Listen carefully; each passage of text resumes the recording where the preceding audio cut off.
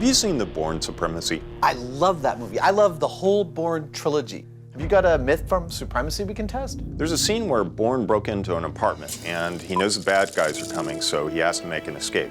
What he does is he breaks the gas line where it goes into the stove to let the gas flow. He grabs a magazine, shoves it in the toaster, sets the toaster on, and 20 seconds later, when the magazine sets on fire, the whole apartment blows up.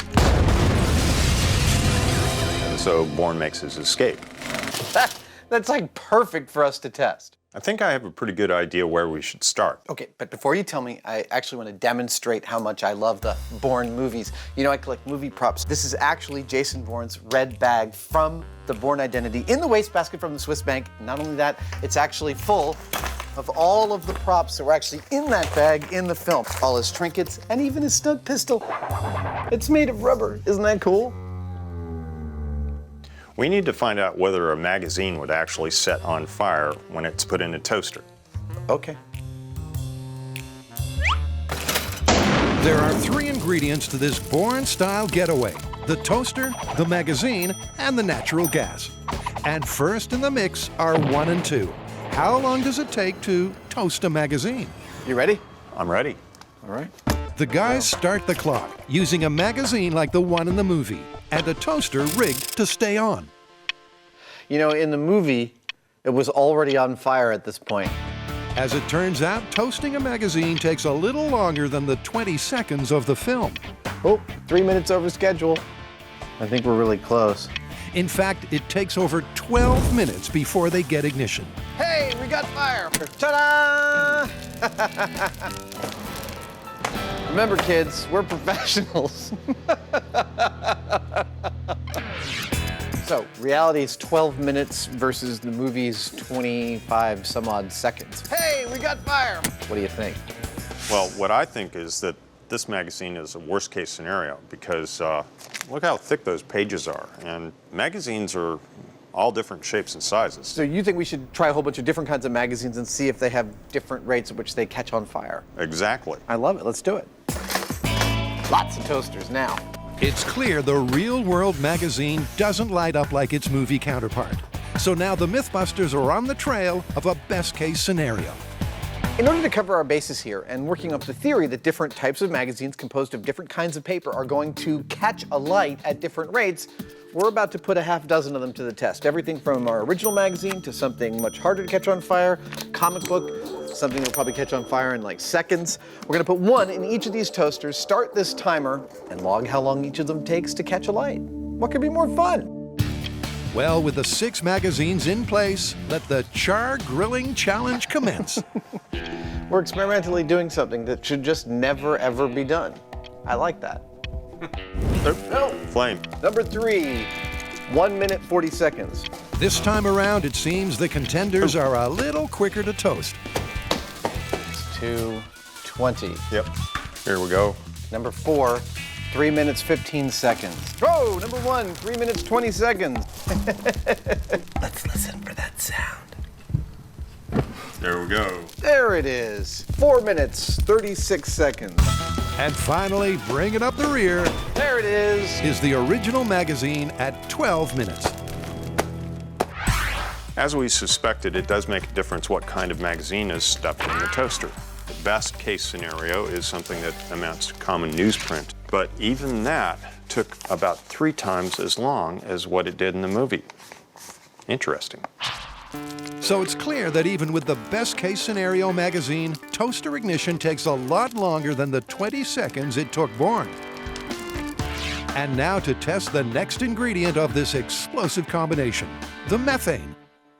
Now, methane here is a natural gas, and it's most of what comes out of your stove at home to cook with. It's a flammable gas, but it's not flammable on its own. It actually requires a certain amount of oxygen out of the air in order to burn. How much oxygen? Well, that actually turns out to be a very particular relationship. The relationship of oxygen to flammable gas is called stoichiometry. To create fire, it takes heat, fuel, and oxygen. And when it comes to flammable gases, the amount of fuel to oxygen is a complex relationship called stoichiometry. Too much fuel or too little, and there'll be nothing close to a flame. But get the perfect mixture, and you get an explosion. Now, according to the movie, it took Bourne 20 seconds to get that explosive ratio of air to gas just right. So now the MythBusters are dialing in to find out exactly what it is. We know that if we're going to get methane to burn, we need a ratio of between 6 and 17% fuel to air. The ideal range is about 9% methane and the rest air. What we don't know is what that actually means. Does that mean if we are a little off, we get sort of a woof, but if we get right at the 9%, we're getting a real strong bang?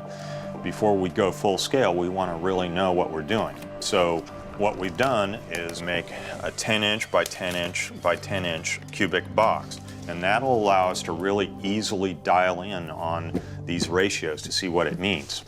And while Jamie is boxing, Adam has the ratios in the bag. One of the ratios I want to play with is 9% flammable gas to air. This bag holds 9% of the volume of this chamber. I will fill it with gas. I will then hook it up to the chamber, open up both of the valves, press the gas into the chamber. I'll be displacing air that comes out of this little hole right here. Seal it up, walk away, ignite it with a neon transformer, and see what happens. Adam's bags will help the guys zone in on exactly what ratio of methane to air is explosive. And speaking of methane, so that we can ignite this thing safely, we're going to remotely turn on this neon transformer that'll create a high voltage spark inside the methane chamber. And here we'll be able to vary the methane concentrations, ignite it, and see what we get. first up, a test at the very bottom of the stoichiometric zone, 6%. We're good. Okay, 6%. In 3, 2, 1.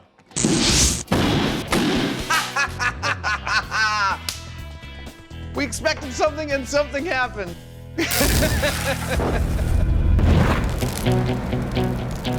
Our frangible box separated just as we hoped it would, and it's actually kind of a little bit of a...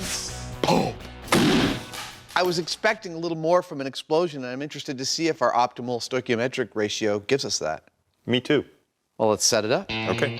6% is explosive, but what if Bourne achieved the optimal ratio of 9% methane to air? 9% in 3, 2, 1. Well, that was more energetic. 9% was definitely more energetic. But for Adam, the surprising thing is that at both ratios, they scored the mythical explosion they're looking for.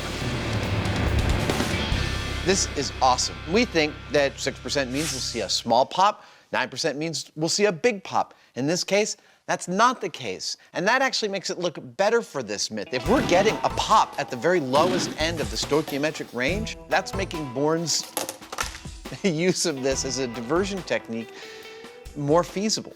I'm not saying it's probable, but it's making it look more feasible.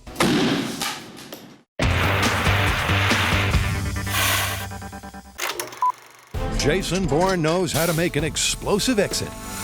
But could a magazine in a toaster really toast a gas-filled apartment?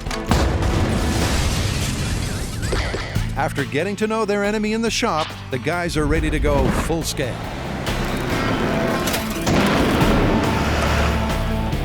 If we're going to replicate the natural gas explosion in this guy's apartment from the movie, we're going to need clearly two things. Yeah, they said, get your own show. It'll open all sorts of doors.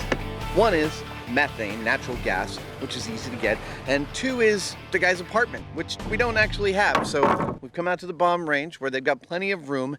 And in a few hours, we're going to build this guy's apartment. Not to code, we just need it to be a gas containment device that is in the shape of the apartment. But it will be properly appointed, I'm sure. So to find out if you really can get a room to kaboom with just gas, a magazine, and a toaster, they'll precisely replicate the circumstances of the movie, starting with the apartment dimensions, 16 by 32 feet. Oh, hello. Are you here for the explosion?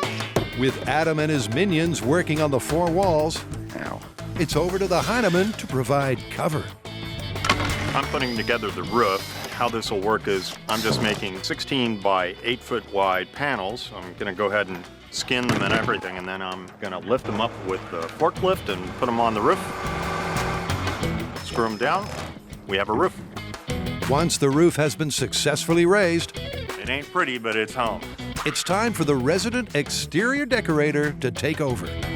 After you blow enough things up, you start to look for aesthetic finesse in the explosion. I'll give you an example. First hot water heater, when we painted that little house red.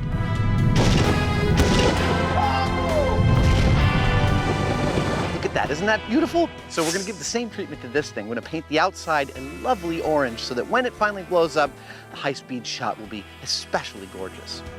Well, it certainly will be explosively tangerine. And while Agent Orange gets ahead, Jamie is busy on the inside. We need this room to be more or less airtight, or the methane we're going to pump in here in a few minutes will escape, and that would be a bad thing. To do that, I'm using packaging tape because it's quick, it's cheap, and I can remove it after we're done with this thing, along with the screws that we're using to build this room, because I want to recycle the lumber. I don't like to waste stuff. And of course, that is assuming that this isn't all splinters after the explosion. Yep, as per usual, anything they don't destroy is recycled. It's the MythBusters way. There. I wouldn't call it livable, but I'd call it blow-upable. It is blow-upable, and the final finishing touches are to furnish it before they step on the gas. Excellent. That's got a nice view here, you know, the valley out the window there. Don't you just know that Jamie's gonna hate this? The house may be complete, but soon it'll be filled with highly flammable gas. And in the event they don't get an ignition, Adam has created this. What I've got here is an exhaust system so that I can evacuate the gas from this room. Because one of the most dangerous things that could happen to us in this experiment is nothing. We found this on Cell Phone Destroy's gas station. We had a room full of gasoline fumes, and we didn't get it to ignite, and nobody wants to approach a room full of fumes. Hello, explosion. Hello. So, if nothing happens, I've got a switch I can turn that will start these fans all up and get all the gas out of this room so it's safe to do a reset. I think that's the last piece of the puzzle. I'll get to a safe location. And that's not the only safety precaution they're taking with this test. This is our methane outlet, which has tinsel on it, which we will be able to see moving if gas is coming through here on our remote camera. This is our tank of methane. We have a regulator and a flow meter attached to it.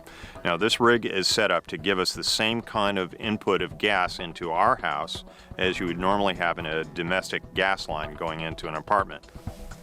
Now this valve here I have with a line attached to it that goes to our bunker. And I'm gonna pull on this line if there's anything that bothers me about this setting, because, you know, it's gas, it's flammable. If there's something we don't like, we want to be able to shut it off. And from this distance, I can safely pull the plug if there's something I don't like. The list of things Jamie doesn't like may be a long one, but if the explosion of the movie is anything to go by, putting this myth to the test could be very dangerous. Well, it's a little post-earthquakey, but I think this is a fine experimental space. It's fine now, but in a little bit, it's not going to be very happy in here. Not if everything goes well. No. Well, shall we get started? Yeah. After Thank you. you.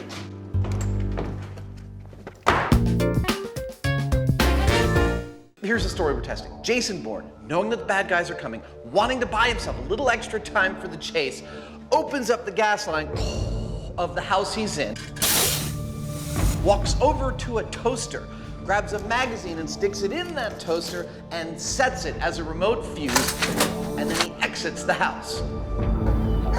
30 seconds later, a massive explosion gives him the lead time he's looking for. Now, is that remotely plausible? Well, those are the circumstances we've got set up in this house right here, and that's going to be our first test. In other words, this test will be exactly like the movie, but with one exception. According to our testing, it actually takes about 2 minutes for the toaster to set the magazine on fire. So that means that we've had about 4 times the amount of gas going into the room, and that 2 minutes is what Bourne had for the whole house to blow up. Now, that 2 minutes, in our case, is only allowing about 7 cubic feet of methane to go into the house, and it's rising towards the roof. Meanwhile, our source of ignition is about 15 feet away. I don't expect to see any kind of explosion at all. And that's down to stoichiometry. In theory, for a room this size, 7 cubic feet of methane will be too low a concentration to ignite. All right, I'm ready.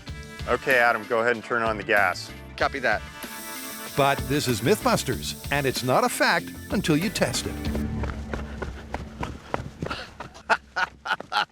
I love running for safety.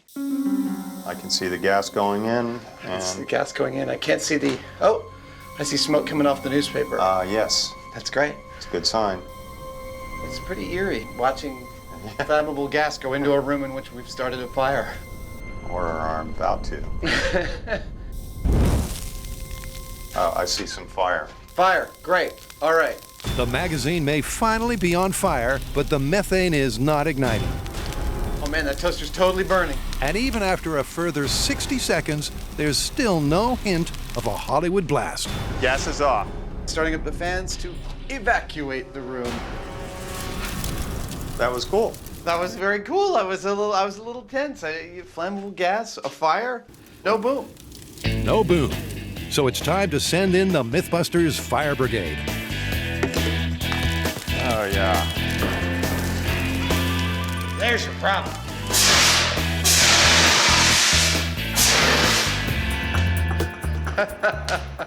So we knew from our small-scale experiments that flammable gas plus fire does not always get the reaction that you're looking for. The mixture has to be perfect. And we posited that replicating the circumstances from the Bourne film in full scale would not yield a reaction, and that's in fact exactly what happened. It's rare, but it turns out we were right. I learn when I'm wrong, but I don't mind being right from time to time. So we replicated all the circumstances for Bourne's evasion technique, and it totally didn't work. I think that's a pretty clean busting of the myth. Yeah, it's busted. But, I was thinking, Yeah. if we put something in that room that burned for longer, eventually something's going to happen. You mean eventually the gas and the air will reach a mixture whereby we will get some kind of reaction? Yeah. I love it. I think that should be the next test. Although the exact circumstances of the movie won't get the bad guys off your tail, the question is, could a little more gas and a longer fuse get the big Bourne boom? We know from our small-scale testing and our research that it takes a minimum 6% fuel-to-air mix for methane and air to support ignition.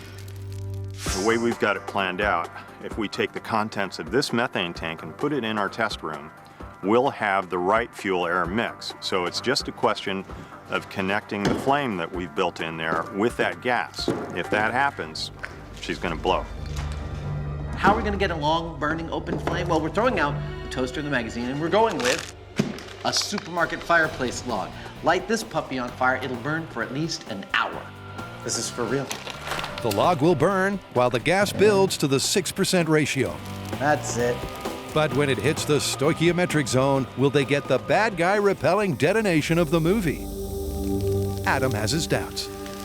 What's going to happen exactly? Well, look, we know that the ideal mixture of air to flammable gas is a ratio, and it has a range. Presumably, the reaction we're going to get out of this next experiment will be a reaction at the bottom of that range. So I don't expect it to be a fire and brimstone massive explosion.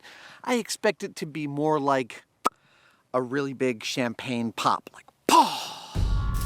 Back in the safety of the bunker, at first, things go just as planned. Did you leave a log burning on the kitchen table? Aw, crap, I did. But in a dramatic turn of events, after 4 minutes, Oh, you know what's happening? The gas is actually making the whole room catch on fire.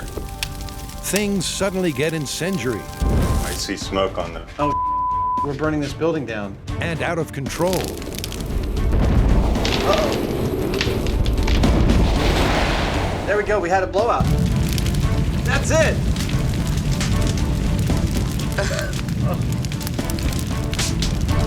Well, I don't know if we're putting this building out.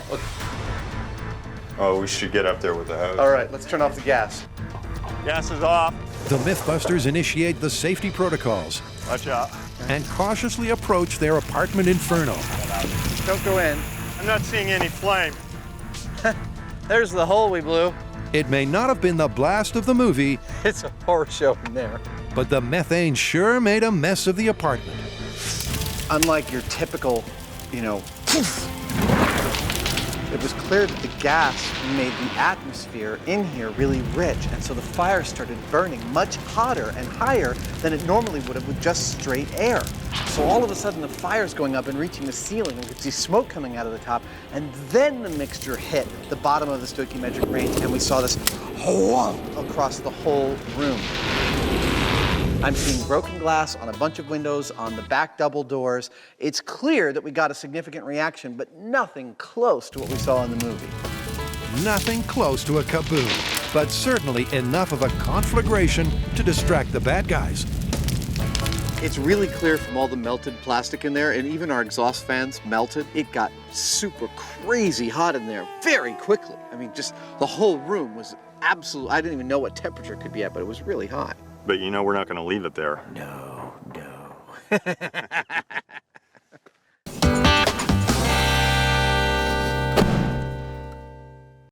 At the MythBusters mansion, they've been renovating Bourne style. No boom. However, the myth as it appears in the movie is busted. Uh-oh. But it ain't over until the man in the beret gets a big Bourne boom. So next, they're upping the ante with more gas. Now, when we empty this tank into that house, that means that we'll have just over 9% methane to air in there. And that happens to be the butter zone for an explosion. The guys know from small scale that 9% netted them the most energetic boom. But this is large scale. Will this test rip apart the apartment Bourne style? Before they blow it up, they need to spruce it up. We've swapped out all the windows and doors. All these holes that got warped and opened, we're gonna actually lay in a bunch of stripping. We've probably tripled the cohesive strength of this building, and that ought to give us just the boom we're looking for. When we first put this building together, I was impressed at how poorly we were able to do it. And yet, I think we've made it even worse. Even worse. But for this attempt, they're doing things slightly differently. Jamie's known for how he handles his fans. This time around, I'm running the methane into the house through this hose that I've attached to the floor, and I've drilled a lot of little holes in the hose so that we'll get these jets of gas coming out that will mix with the air that is being pushed across them with these fans. Kind of like a blender. Just mix the air all along. Yeah. This swirling mass of air, I'm hoping, will distribute this fuel-air mix throughout the room, and hopefully that'll make the difference between a poof and a bang. Jamie's fantastic method will circulate the methane throughout the apartment. And with the dangerous ratio of 9% gas to air, they'll need something more sophisticated for ignition. We don't need a toaster and a magazine anymore because we need precise control over when we set the fire. So we've brought back out the neon transformer from the small scale testing with the addition of a little piece of paper here. Go ahead and plug it in. We're going to be able to set a fire exactly when we want to set a fire. Exactly when they achieve the Goldilocks ratio of 9% methane to air. Fans are rolling. That's the last piece of the puzzle. Shall we get to a safe place and go boom? Yeah. Awesome. Let's turn on the gas. Okie dokie. All right, we got about 5 minutes. Let's get to the bunker. Fire in the hole. Hopefully. Actually, I think they need a new signal for us. It'd be like, fire in the hole, hopefully. Fire in the hole, hopefully. Hopefully is right. The precise stoichiometric ratio should be enough to detonate their apartment. So our fire starters take cover as the methane fills the room. We're down below 20 cubic feet per minute, and we're about 100 psi. So I'm thinking we should go whenever you're ready. All right. With the room filled with 9% methane, will this finally yield the Hollywood blowout?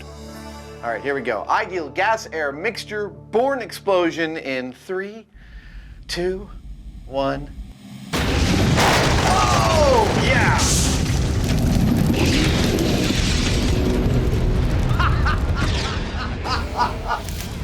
That is awesome!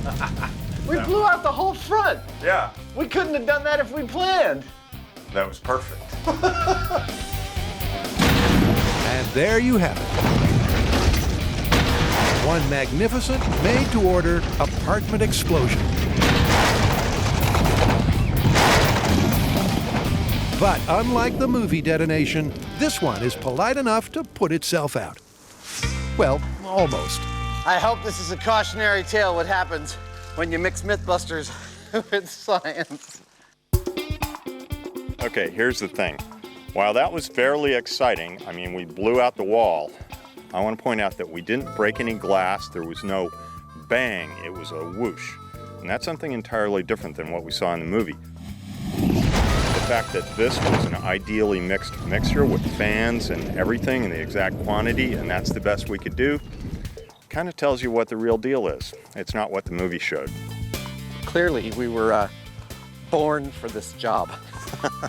Yeah, but it's kind of too bad. That was a nice view in that house.